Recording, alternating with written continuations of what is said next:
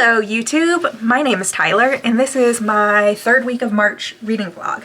So my whole second week of March was spent reading The Poppy War. I just finished it. That vlog will be posted before this one, so if you're curious to watch my reactions to The Poppy War, reading my first, I would say, real fantasy book, go ahead and watch that video. It is full of spoilers though, so packed chock full of spoilers. However, my little review now will be spoiler free. The Poppy War. I have never read a book like this before. It's like really truly my first fantasy book and I had such a good time. I love R.F. Kuang's writing. 5 stars. I will say it's possible that the rating for this might go down either to 4.5 or 4, depending on how book 2 and 3 go, just because I tend to rate my series in relation to one another, so I know what is my favorite, what is my least favorite, things like that. So sometimes I read a book 2 and I love it so much and I'm like, oh okay, so this is a 5, which would make The Poppy War a 4.5 or something like that. So it's possible this might change just a little bit, but it's not going to be like going down to a 3 or anything like that. It's either going to be a 4.5, which will get rounded up to a 5 anyways, or a 4. So yeah, right now 5-star though, in the context of having only read this. Holy guacamole. This book, definitely violent. Oh my god, there are some horrific things that happen in this. Really love Ren. She is just such a fascinating woman, and the choices she makes are certainly something. She is power hungry in an interesting way, but like not seemingly for like just her own edification.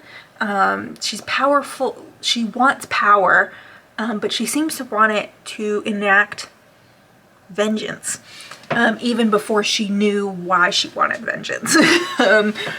So that's interesting. There's a lot of stuff with gods in this book, which I did not know when I started it. But the way this starts is like the fantasy builds, and it's probably not until like, I don't know, a third to a half in where the war actually starts and then the fantastical elements really ramp up with the gods. Basically, there are certain types of people that are able to commune with the gods and can be used as vessels for the gods. Basically, the gods will give them superhuman powers in some capacity, depending on what the god's vibe is. So Ren gets some fire powers.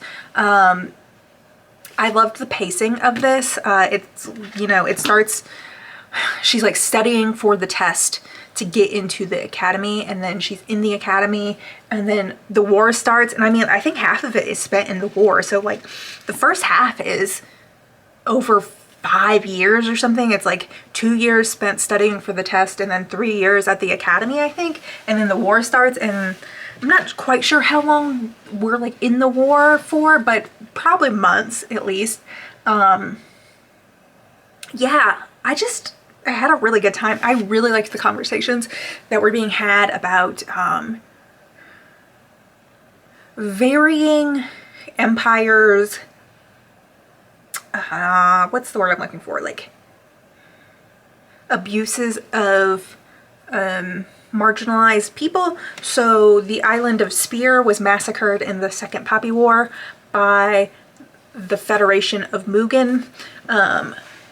But there's also these aspects of like Spear was a colony of Nikan, and so there was some stuff coming from there too. So like Mugen is abusive and dehumanizing to Nikan, the Nikari, but the Nikari are abusive and dehumanizing to Spear, who is like a colony of Nikan. And so then like when Mugen is trying to do something awful and destructive to Nikan, they do it to Spear, which Nikan seemingly allowed to happen. I hope that makes sense. I don't know. There's just like a lot of interesting interesting things going on there with those type of like political but also like vaguely ethnic or racial elements, and how they intersect, and how marginalized people can often be sacrificed for the greater good or peace, without thinking of like the ramifications of that, I guess. Yeah, I don't know. There's a lot of interesting things here. A lot of the things that stuck out to me was like the weaponization of gods throughout this, like warning against that, what it means to weaponize these like holy powers, these holy beings. Yeah, I don't know. I had just like such a good time reading this. If you're interested to hear me talk about it more, like I said, there's going to be like probably an hour long, if not longer, vlog. I have not edited the whole thing yet. I think it's sitting at 40 minutes currently. So yeah, that is what I have to say about the Poppy War. Hopefully I can finish some other books this week, because it is March 8th. I don't know if I said that or not. It was not March 8th. It was March 15th. I'm going to take a break before I read book 2, which is what, the Dragon Empire, I think, or Dragon Emperor, I don't know, something, book 2 of the Poppy War series. I'm going to read that in probably like a week, but I'm not going to do a whole reaction vlog to it. Yeah, so that's where I'm at.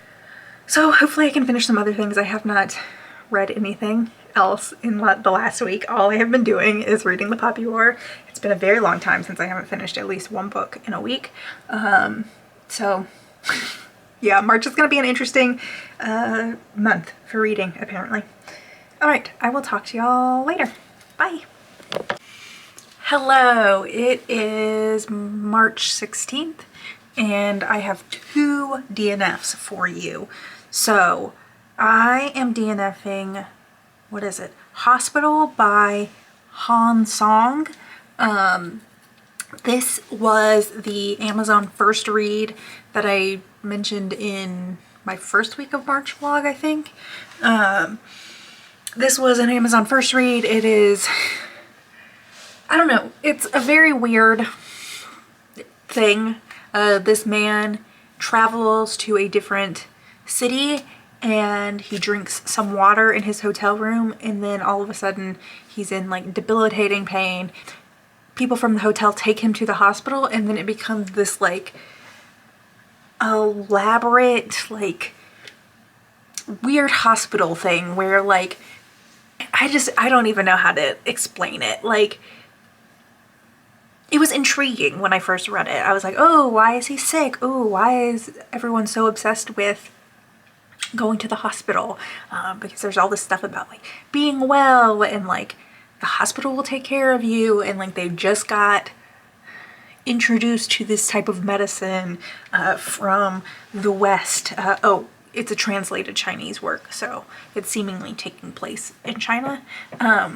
But I read over 100 pages of it. It's 400 pages long, and at some point it like just stopped like progressing and being interesting. It was just like talking about the same things over and over again. Should I bribe my doctor or shouldn't I?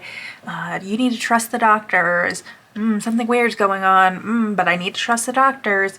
And this medicine is supposed to be the best in the world, but XYZ, yada yada yada. And I just got tired of it. I don't want to read it for another 300 pages. And it's not rated very well. It has like 2.5 stars on Goodreads. And I don't think it's much higher on Amazon. So I'm just not going to suffer with it anymore. Because while I was kind of intrigued at the beginning, I'm not anymore. And that doesn't even touch on, there was a prologue that seemed to have nothing to do with any of it, that like took place in space. They were on Mars, I think, and they like found a hospital on Mars, like an abandoned hospital on Mars. So like maybe all this stuff is like taking place in the past on Mars. I have no idea. Yeah, I didn't get it. So yeah, DNF that after, like, I think I had been reading it for 2 weeks. I had been reading it so slowly because I was focused on other stuff, and I'm just like, no more. I'm done. The other thing I am DNFing is Glory. I was intrigued by this, but like, I don't think I really talked about it. It's like, it's supposed to be about Zimbabwe, but it's told through only animals. Like, all the characters are animals. And Kayla read this a while ago and really liked it, and it sounded intriguing to me. But I don't know. I tried to start it last night. I read like a page and I was like, I don't feel like I am grasping this. I'm not like fully latching on or like truly reading what is on the page. So I was like, I'll try again tomorrow, which is today. And I'm still having the same issue. Like I can't quite explain it. It's not even that the writing is like bad or anything like that. I'm just like, I don't know. I'm just not connecting with it. And it's a pretty chunky book. And like, I think it is a pretty divisive read. Like, you either like it or you don't. And if I'm already struggling with like the first page, I think I would rather just like DNF it and not read 400 pages and end up hating it. So those are my 2 DNFs. I'll probably be back a little later tonight because I'm finally reading the Lexington letter, which was like a severance, I don't know what you would call it. It's like a little novella sort of thing related to Severance, the TV show. I've been meaning to read it for ages, and I'm just getting around to it. So I'll probably finish that today. And I might try and read the newest Adventure Zone, but I don't know if I'll actually read that all in one sitting or not. So yeah, that is where my reading's at currently. I'll talk to y'all later. Bye. Hello, it is March 17th, and I just wanted to check in because I did finish 2 books last night. Both of them were 3 stars. Both I really don't have much to say. I finished the Severance Lexington letter.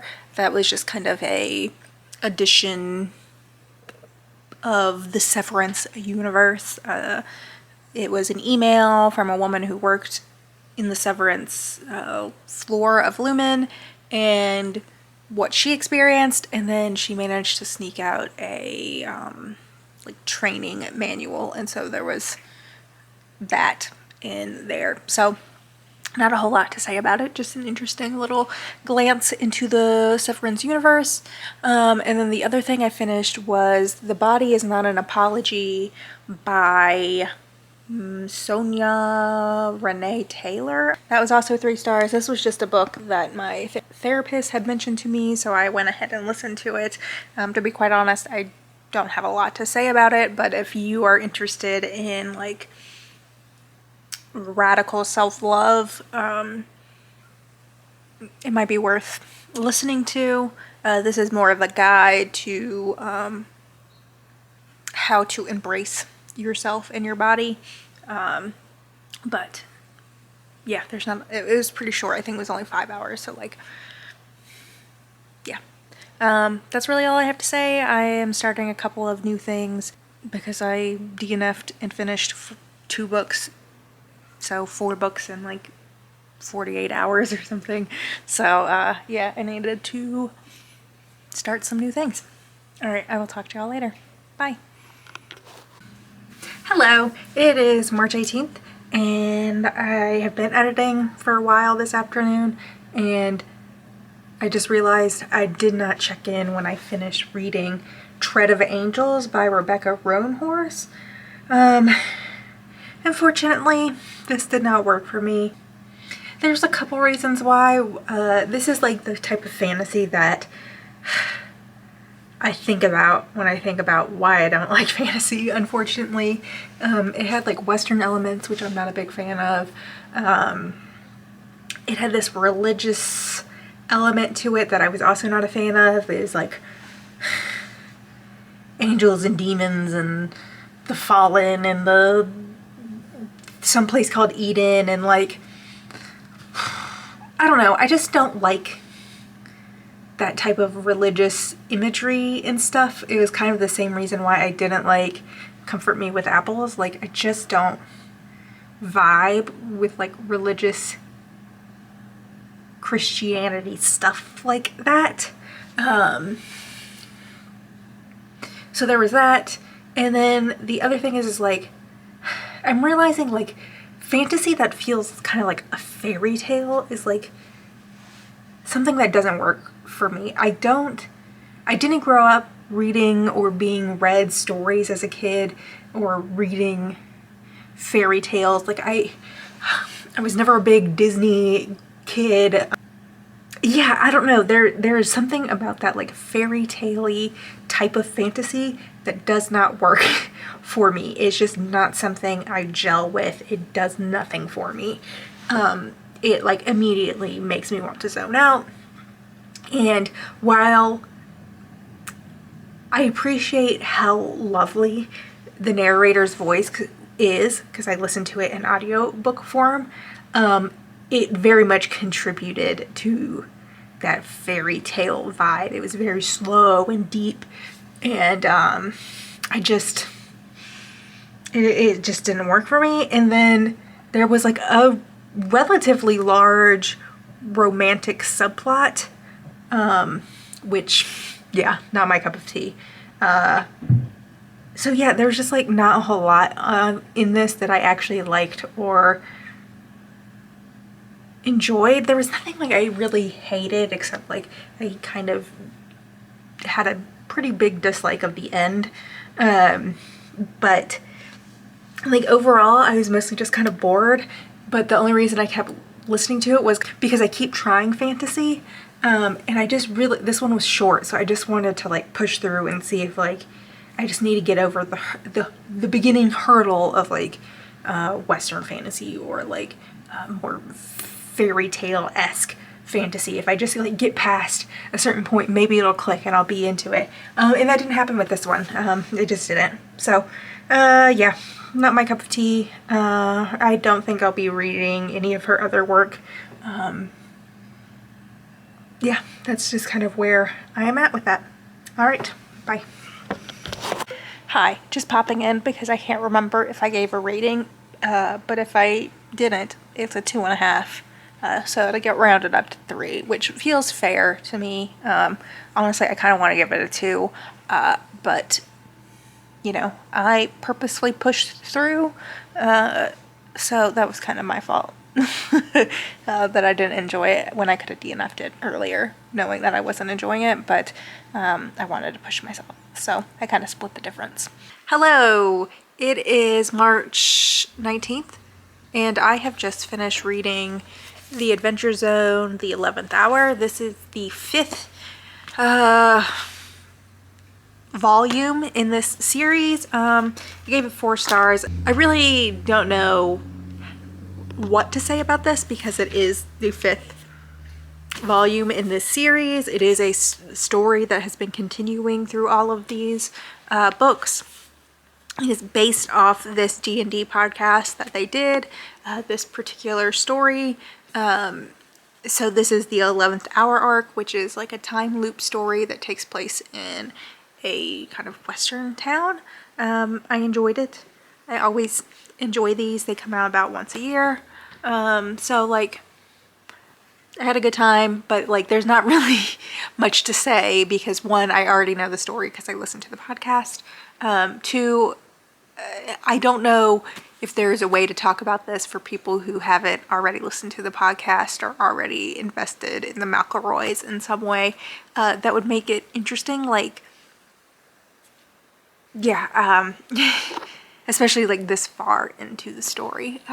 So anyways, that's really all I have to say. I've spent most of my day editing, and I think I'm gonna be able to get my, not Battle Royale, my Poppy War vlog up on time, which I deserve some sort of treat for how much time I've put into editing it because it's so long. But right now I'm watching a hockey game. So anyways, I will talk to y'all later. Greetings. It is March 20th.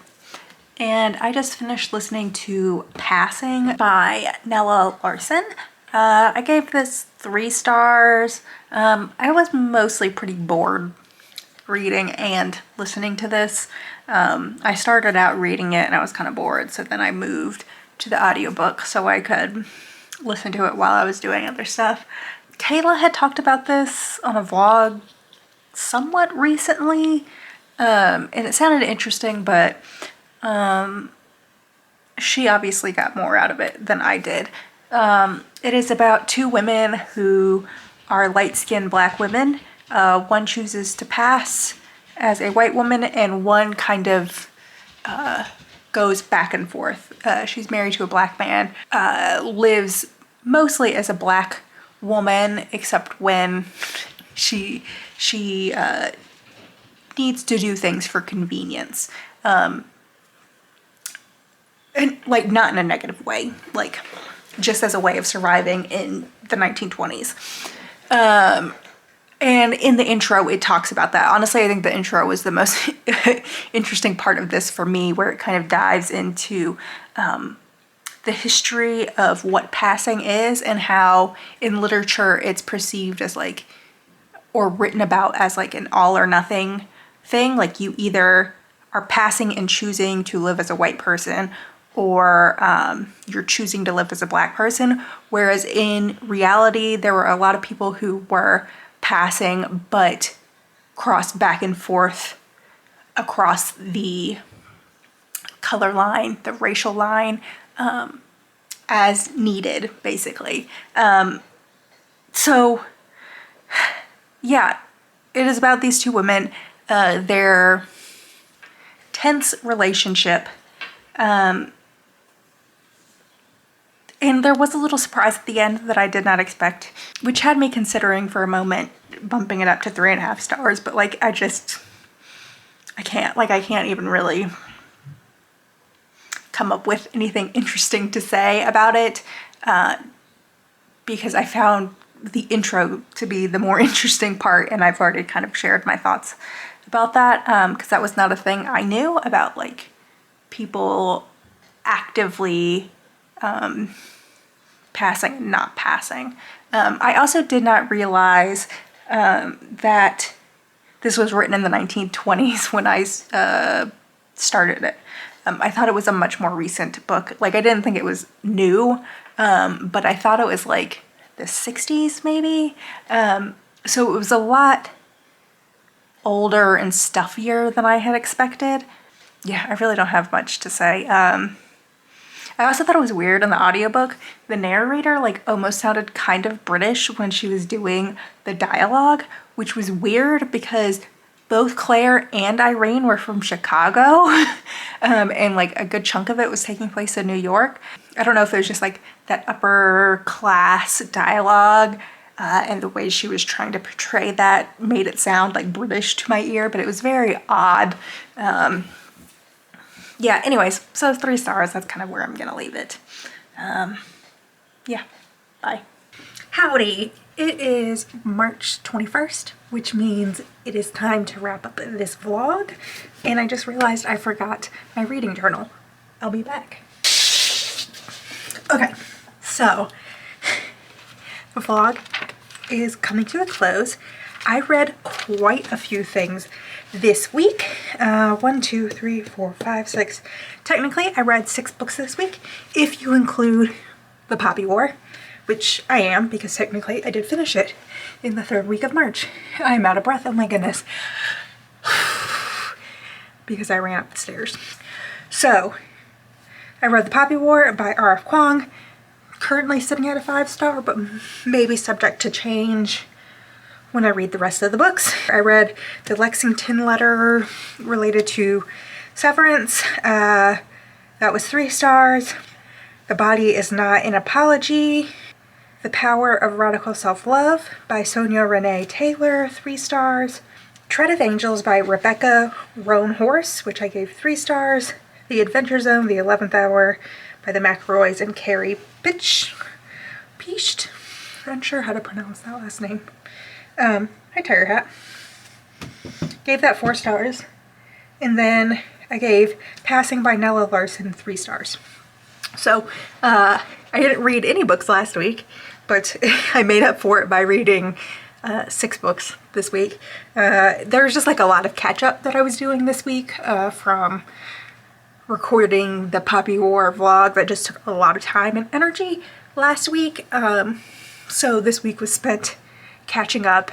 I also read quite a few like really short things. Severance was short. The Body is Not an Apology and Passing. Oh, and Tread of Angels were audiobooks and they were 5 hours or less. So really short audiobooks that I was listening to while doing other things. The Adventure Zone is a graphic novel, so even though it's large, it's easy to read. So like everything besides the Poppy War were short, easy things. Like the Severance letter was only like 42 pages or something. So just catch up. Just catch up. So that is what I read this week. I am carrying over 2 things into the last week of March. Still working on The Impossible Community. I have my highlighter and my tabs. Sometimes I read it upstairs, like on the couch, and sometimes I like to read it at night down in my office. So I've just realized it's easier just to keep it attached to the book so I don't have to hunt for my highlighter and sticky note things. So I'm still working on it. As you can see, I'm still not very far, but a good chunk of this is also like endnotes and stuff. I'm on page 70, so I think I have like 200 pages left. Oh, it's a tad longer than I thought. It's 300 pages. So, yeah. Anyways, still working on it, just reading it very slow. It's very dense. I'm still not... I don't think I'm going to be an anarchist, but you never know. I still have lots of reading to do. And then the other thing I am reading, I finally picked up Outlaw by Anna North. I bought this on a whim at Target ages ago, and it's just been sitting on my TBR shelf. This takes like 10 minutes a day, so that leaves time and room for a different physical book. So I started this yesterday, and I'm 44 pages in. It's interesting. I found the beginning to be very engaging. There's like this culty vibe, except it's like the whole community, because there was a flu and it killed a whole bunch of people, and then the leftovers, the people who remained who did not die of the flu, they became very religious and very committed to like repopulating the earth. So they like worship the baby Jesus, and there's like a lot of pressure on conceiving children, and you know, particularly on women to get pregnant. However, as I'm getting a little bit more into it, it's getting a little, I don't know, just a little odd. I don't necessarily mind the Western theme to it currently. Like it's moving pretty quick, and it's not like spending a lot of time like, howdy partner. But I don't know, it's becoming very focused on Ada figuring out why she can't conceive, and like it's in the 1800s, and like, I don't know. I like stuff that examines like the pressure that society places on women to have children and be mothers and things like that. But if it's gonna really dive into like pregnancy and stuff, I'm not sure how much I'm gonna enjoy it. I did buy this book without having read any reviews or anything, so I really don't know what's in store for me. I haven't read the reviews on Goodreads or anything. So I don't know. I bought it, so that makes me want to read the whole thing, but I don't know. If it continues to get kind of weird and like going down the rabbit hole of like trying to solve infertility, I don't know, I might let it go, especially if it continues to go down a more isolated route for just Ada and not necessarily like these societal pressures and examining the societal aspects of expecting all women to get pregnant and give birth, and if not, they're seen as witches. But I know there's supposed to be like an outlaw gang coming, and like she's supposed to be heading there now, basically. So I don't know, there's room for it to change, but it reads pretty quick. It's very easy to read, and I don't mind how it's written. I like the writing style so far, so we'll see. I'm not too worried about it at this point, but I could see some potential for going down a path that I am not thrilled with. So yeah, that is what my week has looked like and what next week will look like, I guess. Yeah, I will see y'all next week with I'm guessing probably my wrap up. I haven't looked at the calendar, so I don't actually know what next week is going to be. But I'll see you next week with some sort of video. So bye.